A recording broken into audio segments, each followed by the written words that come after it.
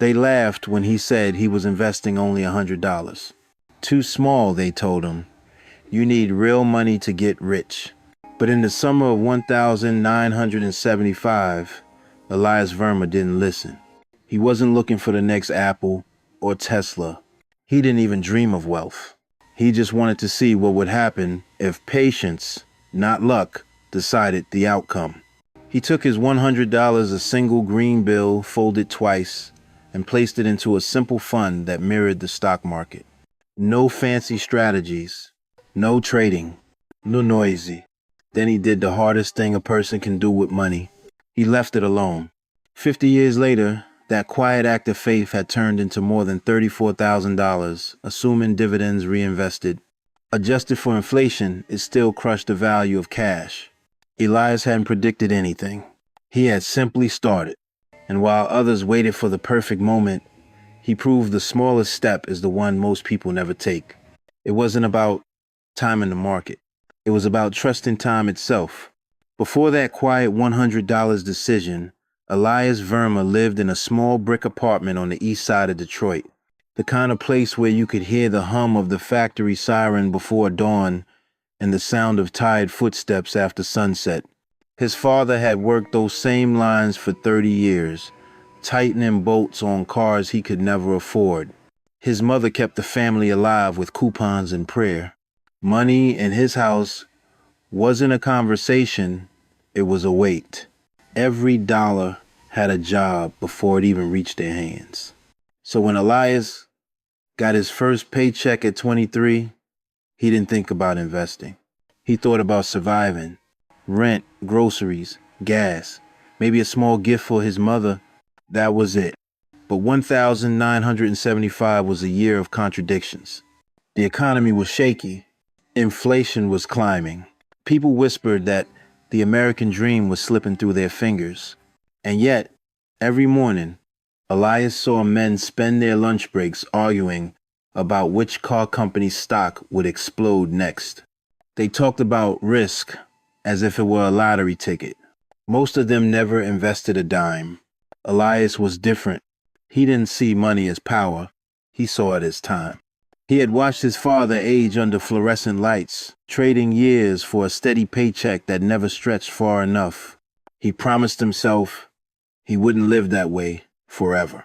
So one night, sitting at a small kitchen table with a yellowed newspaper, Elias circled an article that mentioned something called a market index fund.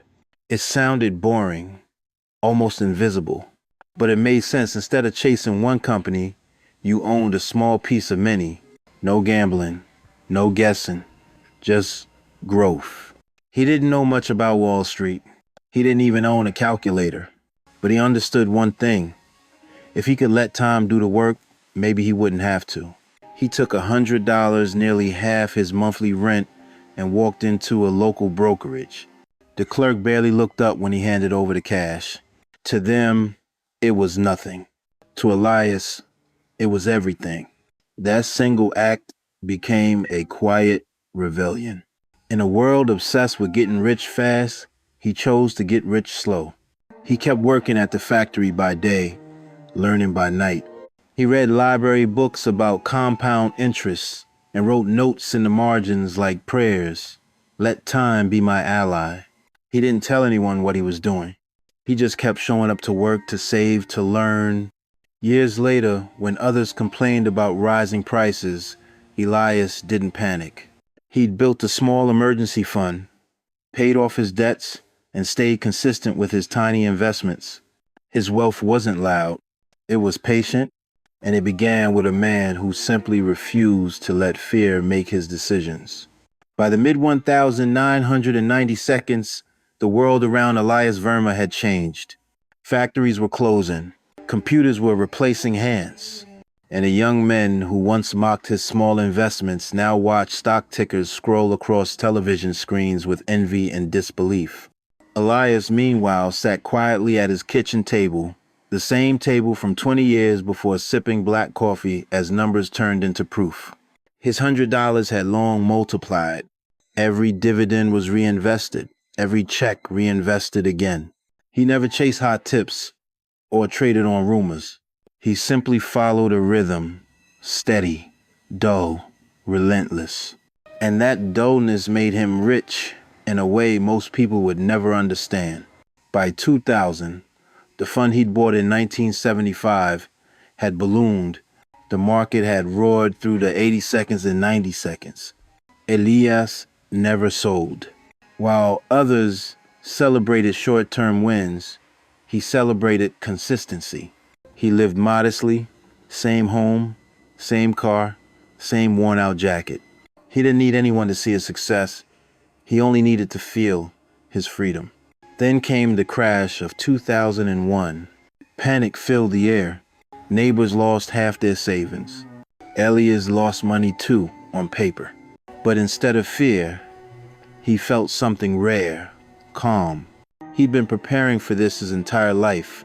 He knew the market would rise again because it always had. And when it did, he would be there quietly buying while others were selling.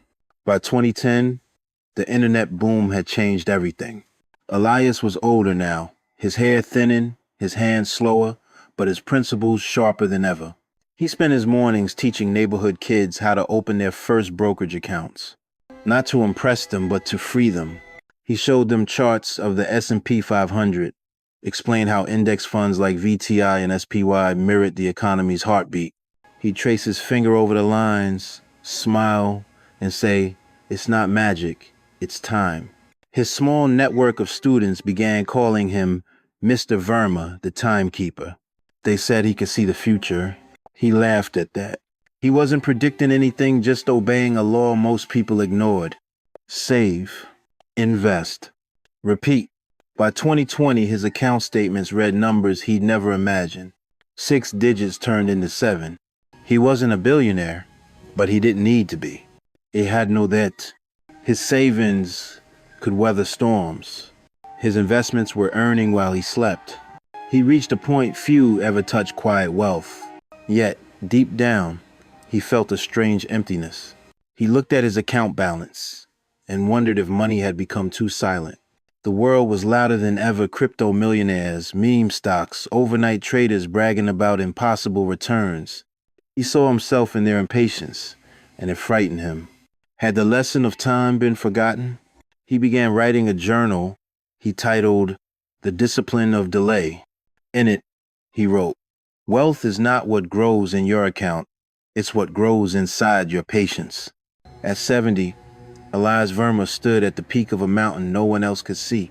No spotlight, no applause, just freedom, the kind that comes from never rushing what was meant to take time. In the spring of 2022, the world around Elias began to spin faster than he could follow. The markets that had once rewarded patience now seemed addicted to speed. Every headline shouted about crypto fortunes, meme stocks, and overnight millionaires. The noise was relentless, the very opposite of everything he had built his life upon. Elias had survived recessions, bubbles, and panics. But this time felt different. He was no longer fighting the market. He was fighting time itself. Technology moved faster than discipline could catch it. Artificial intelligence, algorithms, digital trading bots, they all promised what patience once delivered. At first, Elias dismissed it.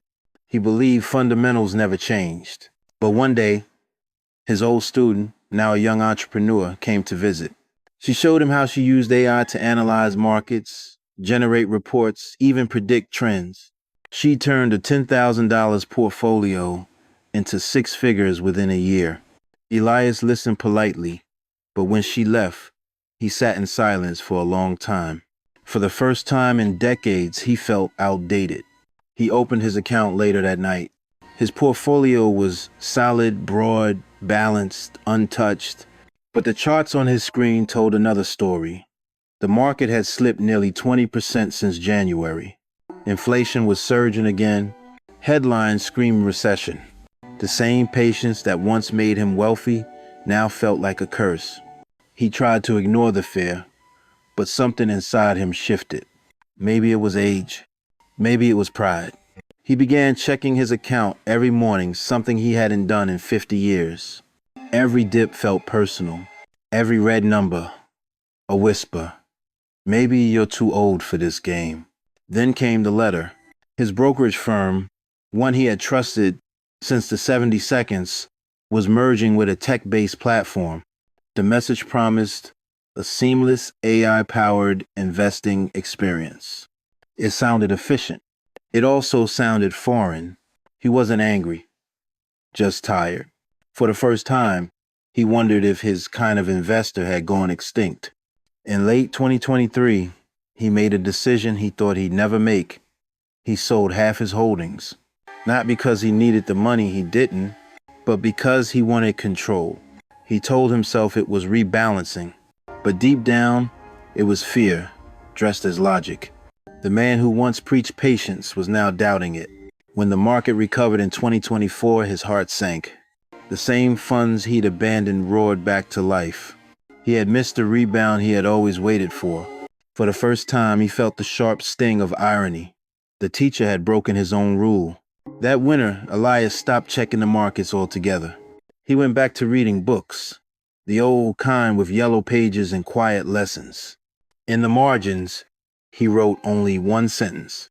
I built my fortune on time, and I lost my peace when I stopped trusting it. The fall of Elias Verma wasn't measured in dollars. It was measured in doubt, and that loss was far heavier than any market crash. After the fall of 2024, Elias Verma began to travel. Not out of luxury, but out of curiosity. He wanted to see how the world thought about money, how others faced the same fears he had lived through. He packed a small suitcase, closed his laptop, and left Detroit for the first time in years. In New York, he saw what America had become, a country built on motion. Screens blinked with numbers that never slept. People measured their success in percentages and followers. Everyone was chasing returns, not reasons. In coffee shops, he overheard investors discussing AI-driven arbitrage, quantum trading, instant yield. No one mentioned patience anymore. The American dream had evolved, or maybe mutated, into a race of restless ambition. Then he flew to Tokyo. There, he found quiet order. Investors still talked about growth, but they spoke of legacy, not leverage. A banker told him, "We don't invest for our lifetime. We invest for the family name." And clear. In Japan, wealth was a slow river, not a rising wave. It wasn't about beating the market. It was about surviving it. Elias realized how rare that mindset had become back home. In Germany, he met a group of young engineers who pooled their savings each month into an index fund. They called it the Freedom Pot. When he asked them what they'd do with the money someday, they laughed and said, "We don't plan to spend it. We plan to inherit peace." And it struck him their idea of wealth wasn't accumulation. It was continuity. A bridge between generations, not a race between individuals. But it was in India where the lesson hit deepest.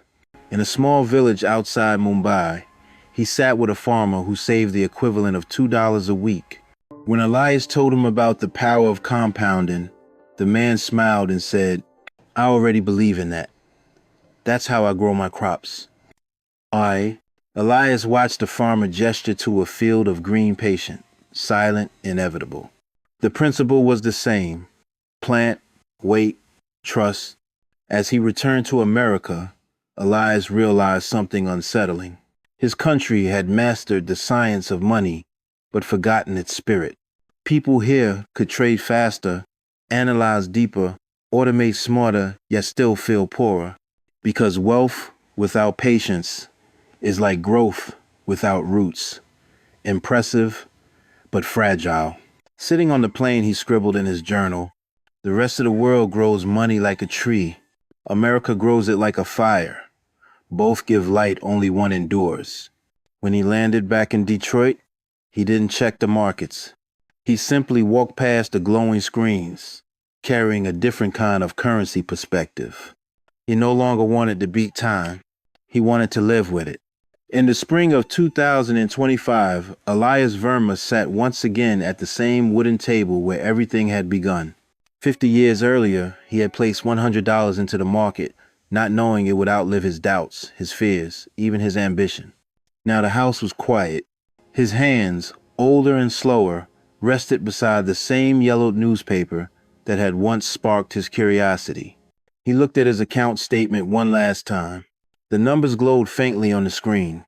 $3,100,000 a lifetime of patience, discipline, and time. But what struck him most was not the amount. It was the memory of the man who started with almost nothing and never gave up on something invisible. Outside, the neighborhood had changed. New houses, new cars, new debts. He saw young faces racing through life, chasing the same illusion he once did.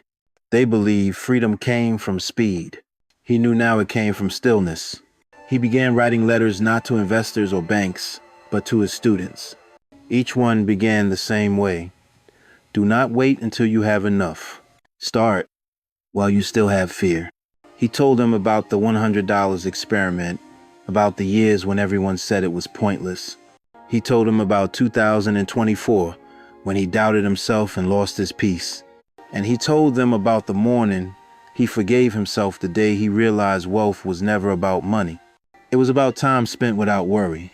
One of his former students, now a teacher herself, visited him that summer. She brought her young son, who asked, "Mr. Verma, what's the secret to being rich?" Elia smiled. He handed the boy a coin and said, "Don't spend this, not because it's worth much, but because one day you'll remember the choice not to." When the boy left, Elias walked outside. The sky looked almost identical to the one in 1975. He realized that the world had always moved fast. It was only his heart that had learned to slow down. He no longer cared about charts or interest rates.